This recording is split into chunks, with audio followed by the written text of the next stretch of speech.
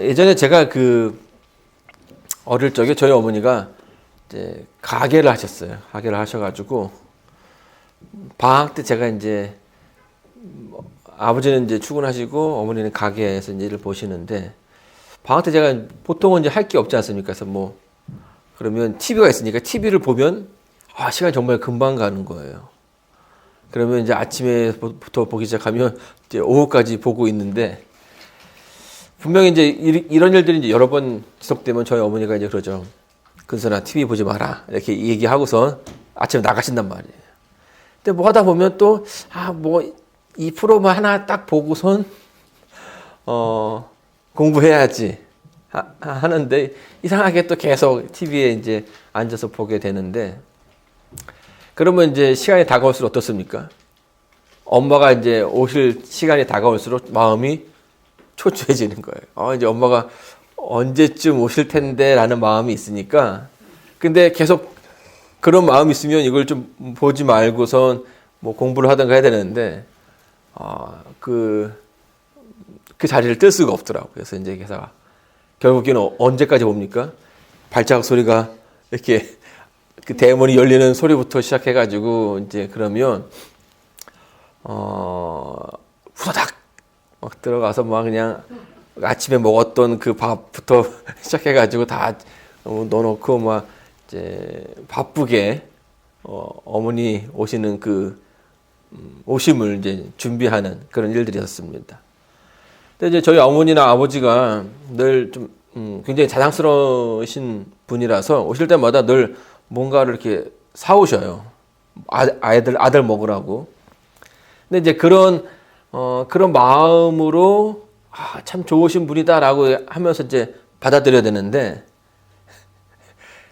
제가 지금 했던 행동들이 있으니까, 어머니의 그런 어떤 오심을 반기기보다는, 이렇게 벌써 이렇게 일찍 오셔라는 그런 마음으로, 그 하루를, 그 시간을 보낸다라는 거죠.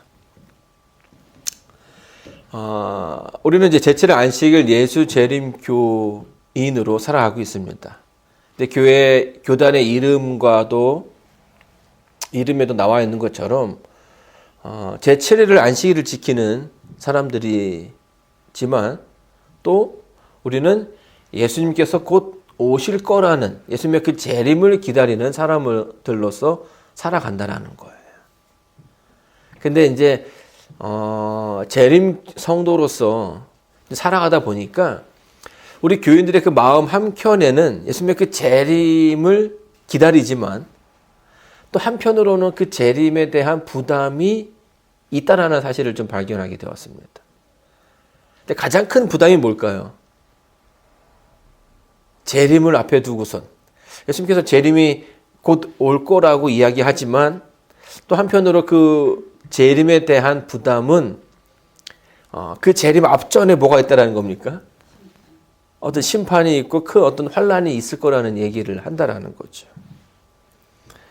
실제로 성경은 예수님의 그 재림 직전에, 그리고 또 우리의 선지자 엘렌 G 화이트도 이제 그 부분에 대해서 특별히 마지막 날의 사건들이라는 그 책을 보게 되면 아주 자세하게 기술하고 있습니다. 마지막 때에 예수님의 그 재림 직전이 되면 많은 일들이 있게 될 것인데요. 그 중에 하나는 이제 일월 휴업령에 관한 이야기입니다. 일월 휴업령은 결국 안식일을 지키느냐, 일요일을 지키느냐를 이제 구별하는 어떤 그 분기점이 될 것이고요.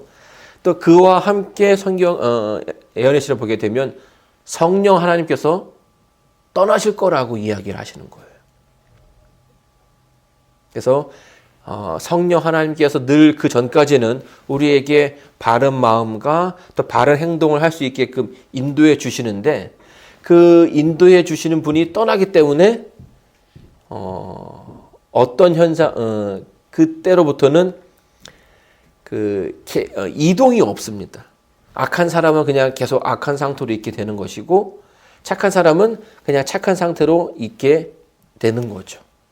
그리고 사단은 이제 자기의 때가 정말 얼마 남지 않았다라는 것을 알고 아주 극렬하게 자신의 어떤 그 분노를 하나님을 신실하게 믿는 사람들에게 쏟아 붓습니다.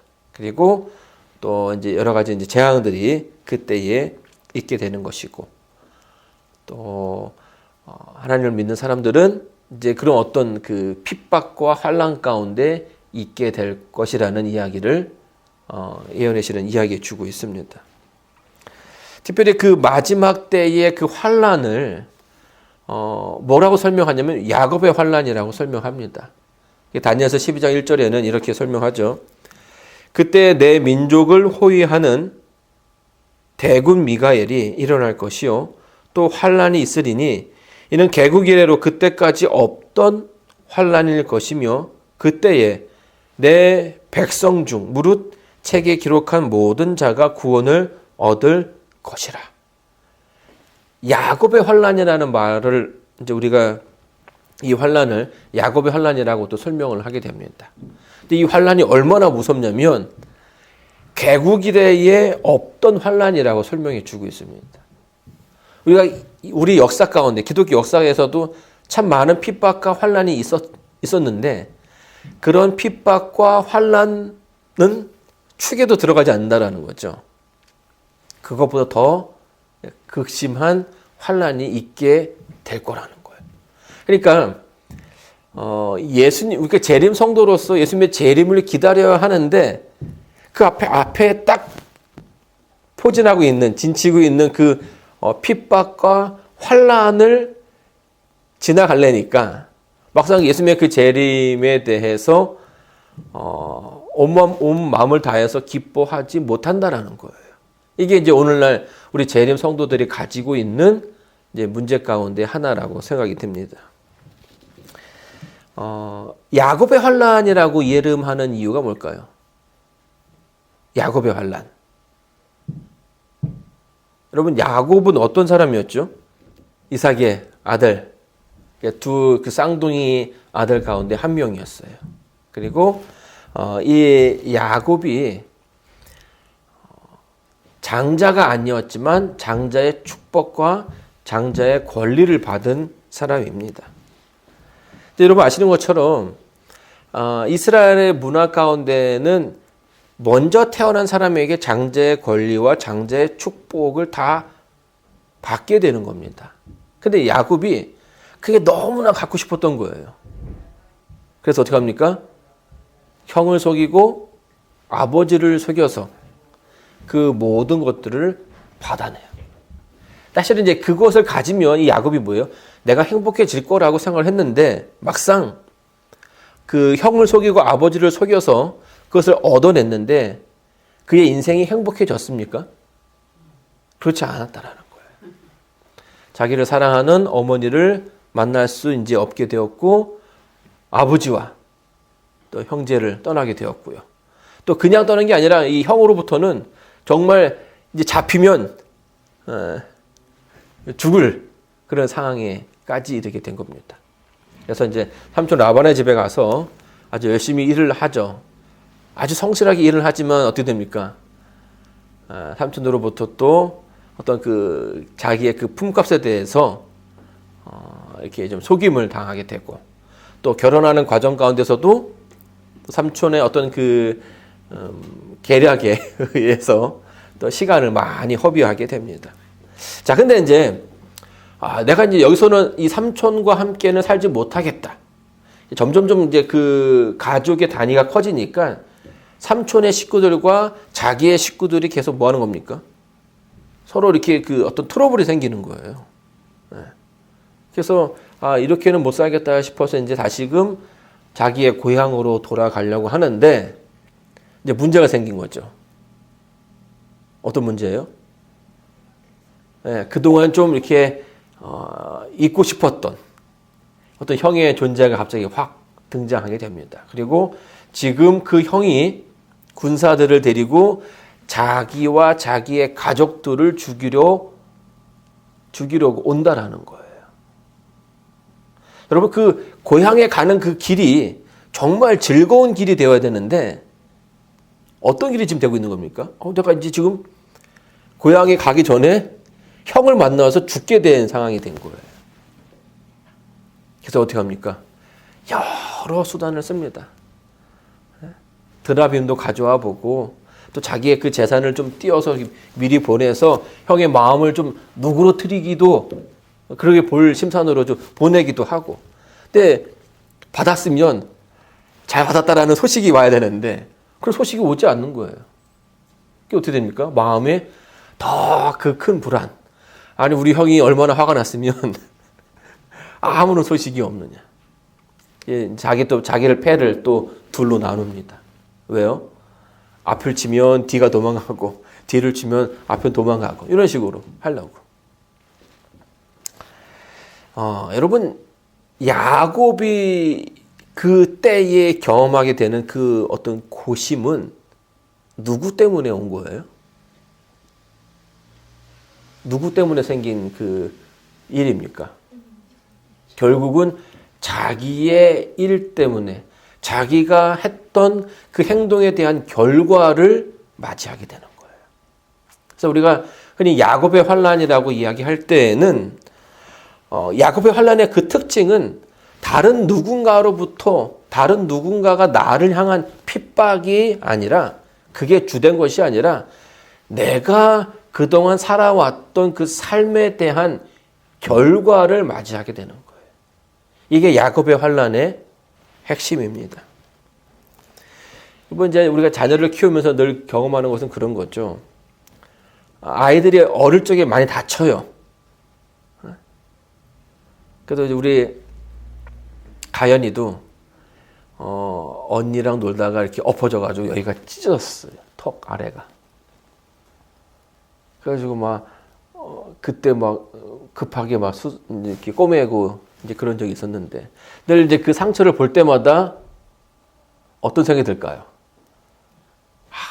그때 좀 이렇게 조심했으면 여자는 얼굴이 더 중요하다고 하는데 그때 조심했으면 상처도 안 생겼을 텐데 이런 이제 근데 뭐 작은 거지만 또 아이들이 그 아픔을 바라보는 부모의 마음은 이제 그런 거라는 거예요.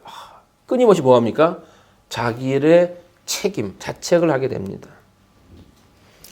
근데 이제 그 야곱의 환란의 핵심은 뭐냐면 자기가 지은 죄를 다시금 대면해야 한다라는 거예요. 그때 내가 했던 그 죄들. 그때 내가 누구를 아프게 했던 그런 것들. 이게 생각나서 나 같은 사람이 어떻게 구원받을 수 있을까라는 고민을 하게 된다라는 거예요. 이미 야곱은 하나님께서 그의 길을 축복해 주시겠다는 약속을 주셨어요. 그런데 자꾸만 뭐가 생각나는 겁니까? 내가 옛날에 형을 속였던 그 사건이 그의 머릿속에서 떠나지가 않는 거예요. 그래서 고민하는 겁니다. 이것이 내가 그때 그러면 안 됐어야 되는데 계속해서 고민하는 거죠. 자, 여러분 아시는 것처럼 근데 바로 그 형을 만나기 바로 그 전날에 어떤 일이 벌어집니까? 야복 강가에서 야곱이 식구들을 다 강 건너편으로 보내게 됩니다. 그리고 혼자 남아서 있는데 갑자기 누가 나타납니까? 큰 사람이 나타나서 야곱은 그가 자기를 죽이러 온 에서인 줄 알았다고 생각했습니다. 그래서 뭐 합니까? 씨름을 하죠. 근데 보니까 이제 에서가 아니에요. 근데 도무지 이 사람을 이길 수가 없는 겁니다. 그래서 어떻게 합니까? 그냥 붙어 있는 거예요. 계속 쩔쩔쩔 매고선.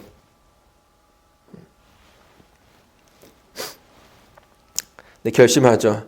하나님께서 함께 하실 거라는 그 약속을 기억하고선 끝까지 붙잡습니다. 그래서 이 성경에 천사라고 표현되었는데요. 천사가 이제 동이 터오를 때에 내가 이제 갈 테니 나라라고 했을 때에 이 야곱이 뭐라고 얘기합니까? 나를 축복하지 않으면 가실 수 없습니다라고 얘기를 했어요. 그러자 하나님께서 이제 그에게 새로운 이름을 허락해 주시죠. 야곱에서 이스라엘이라는 그 말의 뜻이 뭐예요? 하나님과 겨루어서 이기었다라는 거예요.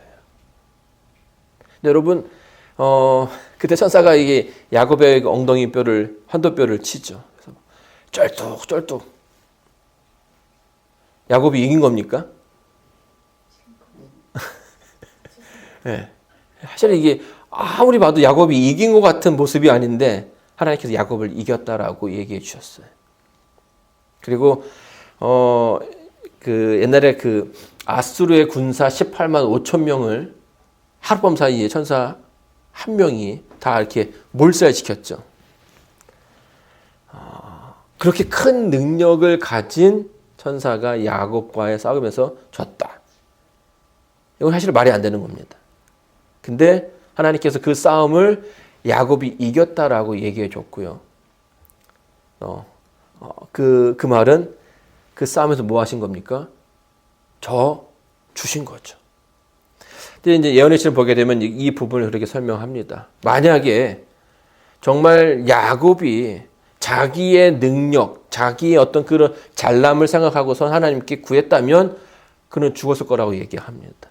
그러나 그가 하나님과 겨루어서 이기는 그 순간에 그가 요구하는 것은 자기의 능력이 아니라 하나님의 약속을 믿었다라는 거예요. 하나님께서 축복하시고 하나님께서 나를 구원해 주실 거라는 그 약속을 믿고 뭐 한 겁니까? 엉겨 붙은 거예요. 그 약속, 그 믿음 가운데 하나님께서 그에게 축복을 해 주신다라는 거죠. 여러분, 이 말은 야곱이 결코 자기의 뜻으로 하나님을 이긴 것이 아니라는 거예요. 하나님의 뜻 가운데 있었기 때문에 그가 그 상황을 공연하게 되었던 것이죠. 여러분, 마지막 때도 우리에게 이러한 믿음이 필요하다라는 거예요. 끊임없이 사단은 뭐 합니까? 우리의 어떤 그 죄, 잘못을 들여낼 거예요. 야, 너 같은 애가 어떻게 하나님의 사랑을 받을 수 있느냐? 네가 지금 과거에 이런 일도 했고 이런 일도 했고 이런 일도 했고 정말 생각하지 못했던 잘못들이 다 생각날 거예요. 그 잘못들만 보면은 우리가 하나님께 구원받을 수 있는 이유가 없죠. 그러나 그런 때에 늘 우리는 뭘 구해야 됩니까? 하나님께서 하나님의 십자가, 예수님의 십자가와 하나님께서 우리를 구원해 주시겠다는 그 약속들을 가져야 한다라는 거예요. 자, 우리 예레미야 30장 5절로 7절에 보게 되면 7절에 보게 되면 마지막 때의 그 장면을 이렇게 설명합니다. 슬프다 그날이여 비할 데 없이 크니 야곱의 환난 때가 되미로다마는 그가 이에서 구하여 냄을 얻으리로다. 야곱의 환난이 우리의 신앙에 큰 부담을 주는 것은 사실이지만 이 뒤에 구절을 보게 되면 뭐라고 얘기하냐면 그가 이에서 구하여 냄을 얻으리로다라고 설명해 주고 있어요. 근데 많은 사람들이 야곱의 환난까지만 생각합니다. 예수님의 재림을 기다린다라고 하시는 분들이 가는 그 길이 보게 되면 야곱의 환난까지. 그 환난을 내가 못 지키면 어떡하나, 못 이겨나가면 어떡하나. 근데 더 넘어서 가야 한다는 겁니다. 왜냐하면 이 야곱의 환난은 누구에게 주는 환난이냐면 믿는 자들이 경험하는 환난이라는 거예요. 이미 주사위는 던져졌고요. 이미 선과 악인의 구별은 끝났어요. 이미 선인은 선인, 악인은 악인이라고 하나님께서 다 이렇게 선을 그었다라는 겁니다. 그리고 이 야곱의 환난은 선하다라고 부르심을 받은 사람들이 겪어야 하는 환난이라는 거예요. 비록 그들이 어려움 가운데 있지만 결국 그들은 뭐 한다는 겁니까? 이겨낸다라는 거예요. 자, 예언의 시를 보게 되면 이렇게 얘기합니다. 비록 계명을 지키는 자들을 죽이고자 하는 시간을 정해 놓았을지라도 그들의 원수들은 경우에 따라 그 법령을 실행을 촉진시키기 위하여 그 결정된 날짜보다 미리 그들의 생명을 빼앗고자 노력할 것이다. 그러나 아무도 그 충성된 각 사람을 둘러 진치고 있는 강한 수호자들의 경계의 망을 깨트릴 수 없다. 어떤 사람들은 도시와 촌락들에서 피해 가다가 공격을 받는다. 그러나 그들을 해치고자 높이 들려진 검은 마치 지푸라기처럼 무색하게 꺾여져 힘없이 떨어진다. 또 어떤 사람들은 전사의 모양을 한 천사들에 의하여 보호를 받는다. 기독교가 막 이제 그 예수님의 그 제자들로부터 시작될 때에는 그때도 교회가 핍박을 받았죠. 하나님께서는 그때의 그 순교자들의 피를 허락하셨어요. 그 핍박을 허락하셨어요. 그 이유가 뭡니까? 그들의 희생을 통해서 더 많은 사람들이 예수 그리스도를 믿을 것을 아셨기 때문에 그들의 죽음, 그러니까 내가 사랑하는 나를 믿는 내 성도들이 죽는 모습을, 고통당하는 모습을 하나님께서는 허락하셨다라는 거예요. 근데 이때는 이제 예수님이 오시기 바로 그 직전은 그럴 필요가 없는 거예요. 이미 구원은 결정되었기 때문입니다. 그렇기 때문에 내 백성을 다른 사람들이 또 사단이 죽이지 못하게끔 하나님께서 하실 거라는 거예요. 물론 나는 두렵겠죠. 왜냐하면 나를 죽이려고 막 다가오는데 그러나 하나님께서 그들의 손을 붙잡으실 거라는 겁니다. 그래서 칼이나 총이 지푸라기처럼 꺾이고요. 또 우리의 주변에 보이지 않는 천사들에 의해서 우리가 보호를 받을 것이라는 거예요. 그러니 뭐 할 필요 없다는 거예요? 두려워할 필요가 없다는 겁니다. 여러분, 다만 한 가지 우리가 늘 지금부터 준비해야 될 것이 있는데 그게 뭐냐면 하나님을 만나는 그 길을 우리가 알아야 한다는 거예요. 자, 이제 남자들이 군대에 가면 하는 훈련은 딱 하나입니다. 전쟁이 나면 어떻게 해야 하는가예요. 저도 이제 2년 2개월 동안 군 생활을 했는데 배우는 건 딱 하나입니다. 전쟁이 시작되면 어떻게 해야 한다. 그래서 작게 이렇게 어떤 개인마다 개인의 임무표가 있습니다. 그래서 김근섭 일병은 전쟁이 나면 어디 가서 무엇을 가져오고 또 어디로 위치해서 또 기다린 다음에 또 무슨 수송하는 차가 오면 그걸 타고선 어디로 간다. 가면 거기를 지나가서 북쪽에 어느 지역과 어느 지역. 이게 다 상세하게 나와 있어요. 한 번도 가보지 않은 데지만 이게 머릿속에 계속 이렇게 암기를 시키는 거예요. 왜요? 뭐 하기 위해서요? 전쟁이 나면 그렇게 하기 위해서. 그러니까 2년 반 동안 계속 같은 훈련을 하는 거예요. 이제 하다 보니까 이게 어떻게 됩니까? 몸에 익혀지는 거예요. 몸에 길이 만들어지는 겁니다. 그래서 이제는 말하지 않아도 그때가 되면 이렇게 해야 한다라는 그 상황이 진행되어지는 거죠. 여러분, 지금은요, 우리 가운데 성령님께서 계시기 때문에 성령님께서 우리의 발걸음을 인도해 주십니다. 여러분들이 어떻게 살아가야 할 것인가에 대해서 다 알려주셔요. 근데 그 마지막 때가 되면 성령께서 떠나셔요. 그럼 어떻게 됩니까? 그때는 성령 하나님이 없이 하나님께로 가야 한다라는 거예요. 그 말은 뭐냐면 내가 매일의 삶 속에서 하나님을 만나는 그 길을 알지 못하면 그 정말 중요한 순간에 그렇게 할 수 없다라는 거예요. 여러분, 헨젤과 그레텔이라는 그 동화를 아십니까?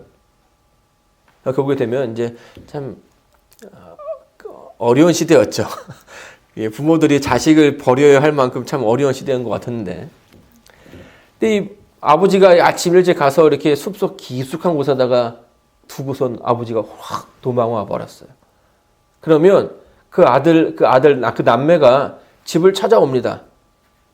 아버지가 없는데 찾아와요. 어떻게 찾아와요?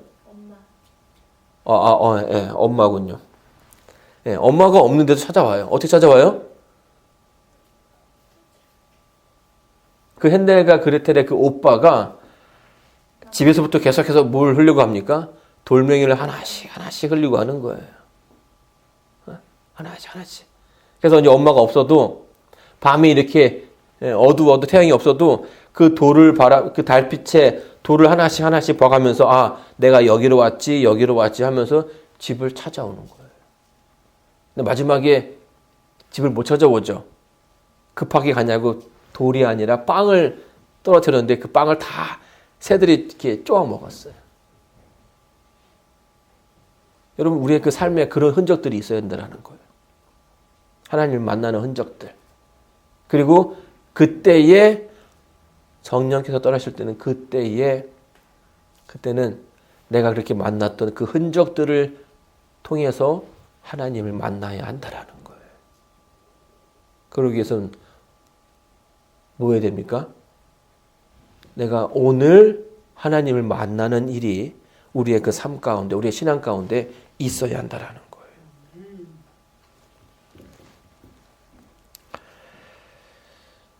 여러분, 성경에서 말하는요, 여호와의 크고 두려운 날이라는 그 시간은 예수님의 그 재림을 뜻하는 거예요. 우리가 그 재림을 준비해야 합니다. 자, 여기 보게 되면요, 제가 그 팬데믹 때에 그 책 한 권을 읽었습니다. 그 인듀어라는 책이었는데 그 책의 내용이 보게 되면 이 책은 어떤 책이냐면 그 마라톤을 했던 그 사람이었어요. 근데 마라톤의 벽은 언제입니까? 예, 그러니까 기록이 2분 뭐 2분이 아니라 2시간 뭐 3분, 2시간 5분, 8분 막 그러는데 한국의 신기록은 2시간 7분이더라고요. 이봉주 선수가 기록했던. 근데 이 2시간의 벽을 깰 수가 없다라는 거예요. 아무리 해도. 근데 이제 인디유에서는 우리가 2시간의 벽을 깰 수 있다라는 그 내용을 얘기해 주고 있어요. 어떻게 하면 된다. 그래서 실제로 뭐 나이키랑 뭐 해가지고 이제 2시간의 벽을 깨기를 했는데 이제 그 책에서는 사람이 어떻게 그렇게 운동을 할 수 있는가? 이제 그 내용을 설명해 주고 있어요. 왜냐하면 여러분 오랜 시간 동안 이렇게 뛰면요, 사실 몸에서 이렇게 힘들잖아요. 네, 많이 힘들어요, 정말. 그래서 막 참 뛰다가 이렇게 심장이 막 터질 것 같은 그런 경험들을 우리가 하게 되는데요. 근데 일반인과 그러니까 아마추어와 프로들이 어떠한 차이를 가지고 있냐라고 설명해 주고 있습니다. 여러분 지금 뭐 한 100m 달리기를 한다고 하면 어때요? 벌써 생각만 해도 이렇게 숨이 가빠지지 않습니까? 근데 아마추어와 프로도 이제 책의 결론은 그거예요. 아마추어나 프로나 몸에서 오는 신호는 똑같다라는 겁니다. 어느 지점이 지나면 더 이상 뛰지 말라라고 신호를 보낸대요. 왜요? 뛰면 죽을 수 있다라는 거죠. 심장이 터질 수 있다라는 거예요. 근데 아마추어는 어떻게 합니까?